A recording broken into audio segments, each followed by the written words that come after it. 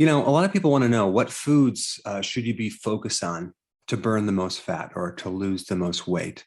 So instead of getting into the details of a diet, I wanted to just focus in on the foods and the key foods that have the least effect on insulin, okay? Because insulin is a hormone that, even in tiny amounts, will block your ability to lose weight.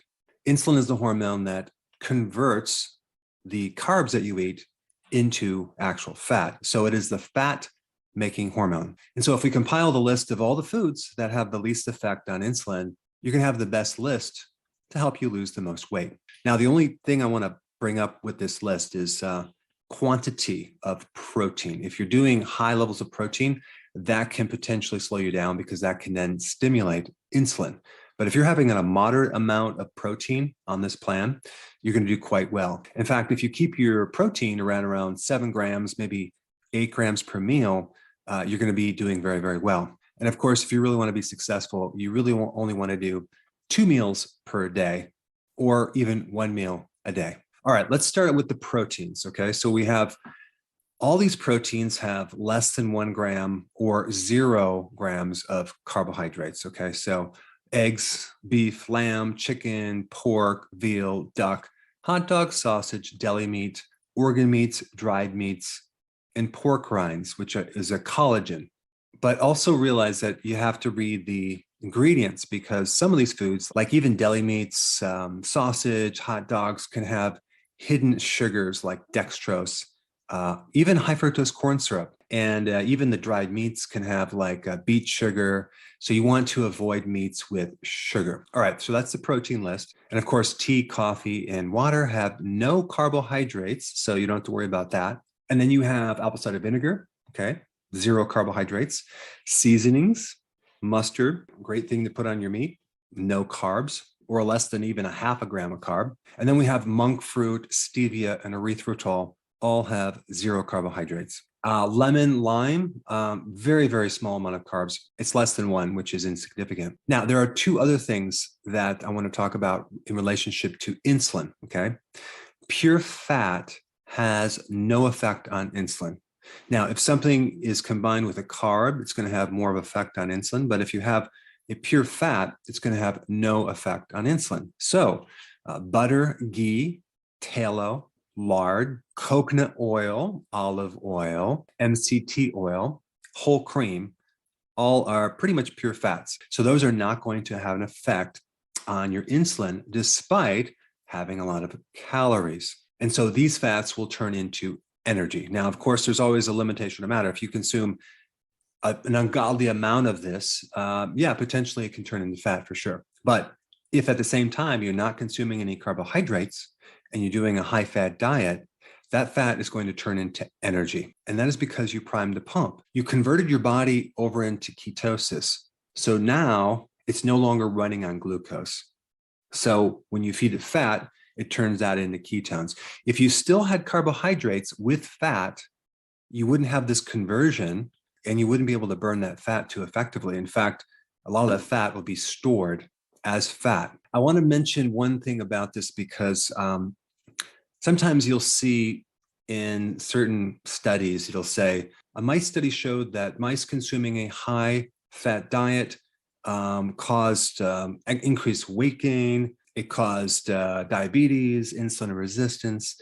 And then you actually read the study for yourself and you find out the high-fat diet that these mice were on were not just a high-fat diet.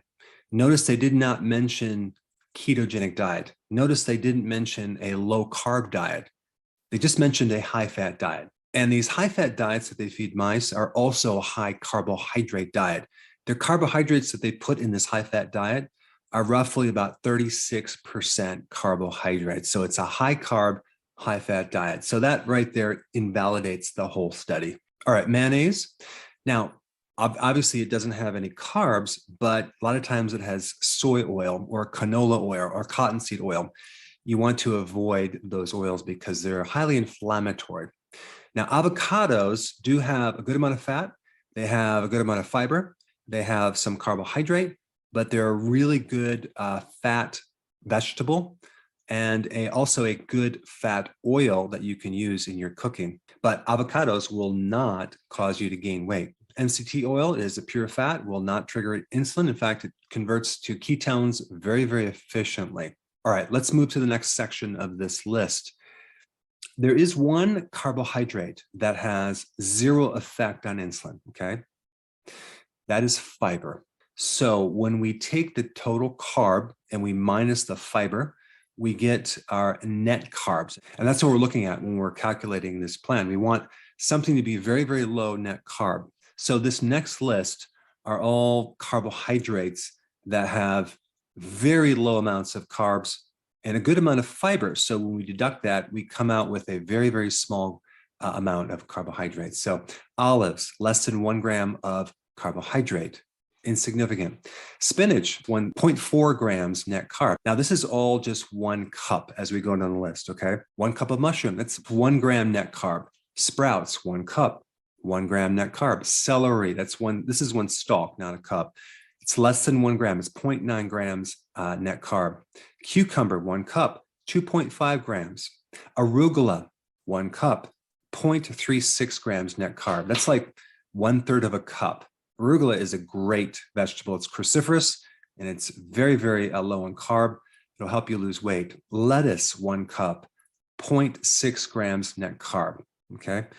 This is why I recommend, 7 to 10 cups of vegetables, because the carbs are so low, you don't have to count the carbs as any calculation of your keto plan, and very high in fiber with a lot of potassium.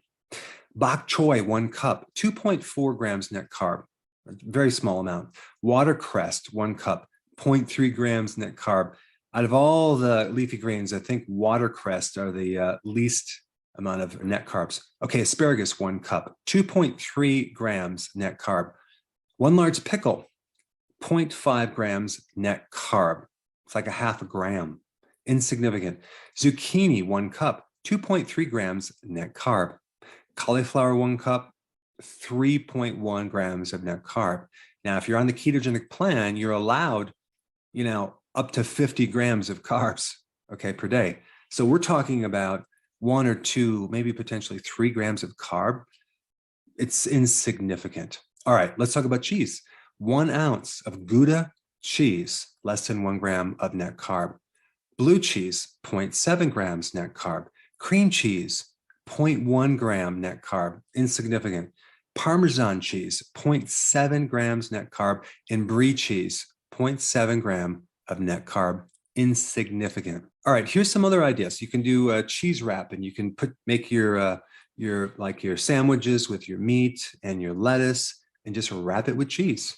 And these cheese wraps that you can get at the store now, it's like 1 gram of net carb, so insignificant. Then you have konjac noodles. 1 bag is 1 gram. You can cook with this as your pasta noodle. It's not too bad, but there's insignificant amount of carbohydrates compared to pasta, which is off the charts. All right, and then we have slim rice, which is looks like rice, and it's from the konjac plant, and you can put some vegetables in it. You should definitely try that one. It's pretty cool. Another thing I want to mention with bread, there's so many people that just cannot give up bread. And so there's a great recipe. It's simple. It's called cloud bread, 0 carbohydrate, okay? You just mix eggs, cream cheese, and cream of tartar. I'll put the recipe down below. It makes bread. I mean, it looks like bread. It tastes like bread. You can put stuff in it. It's quite amazing. And then we have Knox Jello, okay? Great for kids. You can maybe put some stevia that has different flavors. They have lemon and raspberry and strawberry, different flavors. You can check that out. But that has 0 grams of carbohydrate. So this is your list.